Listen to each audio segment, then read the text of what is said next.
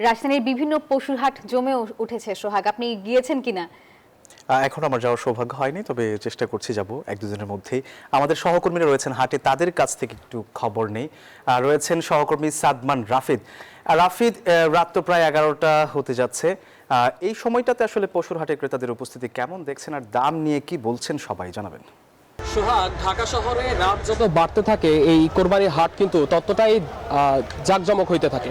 আমি যদি একটু দেখানোর চেষ্টা করি, সারাদিনের তুলনায় এখন কিন্তু মানুষের যে পরিমাণ এখন একটু বেশি। আসলে মূলত ক্রেতারা কিন্তু সারাদিন অফিস করে দেখা গেছে যে তাদের ব্যস্ত সময় পার করার পরে এই রাতটাকেই কিন্তু বেছে নেয় মূলত এই সেপনিল প্রাণঘাতী জীবাণুদের বিরুদ্ধেও দারুণ কার্যকর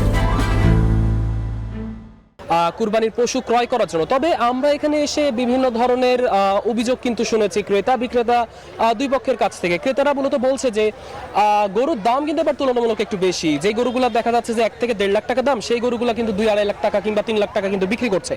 এদিকে বিক্রেতারা কিন্তু আমাদেরকে বলছে যে গবাদি পশুগুলোর আসলে খাওয়াতে যে পরিমাণ আসলে খরচ হয় বা তাদেরকে আসলে লালন পালন করতে যে পরিমাণ খরচ হয় সে তুলনায় সেই দামগুলো কিন্তু আসলে সঠিক পরিমাণেই রয়েছে।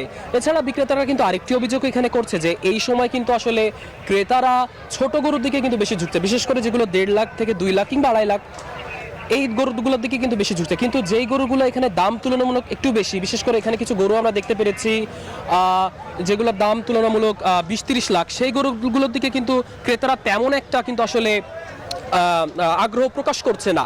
তো তবে বিক্রেতারা বলছে যে ঈদের ঠিক 1-2 দিন আগ থেকেই কিন্তু মূলত ক্রেতাদের আরও বেশি এখানে সমাগম বাড়বে এবং তারা বড়গুলোর দিকেই ঝুঁকবে বলে তারা প্রত্যাশা করছে। তো রাজধানীর গাবতলী থেকে এই ছিল আমার কাছে সবশেষ তথ্য। ফিরে যাচ্ছি স্টুডিওতে। সোহাগ। রাফিদ, আপনাকে ধন্যবাদ।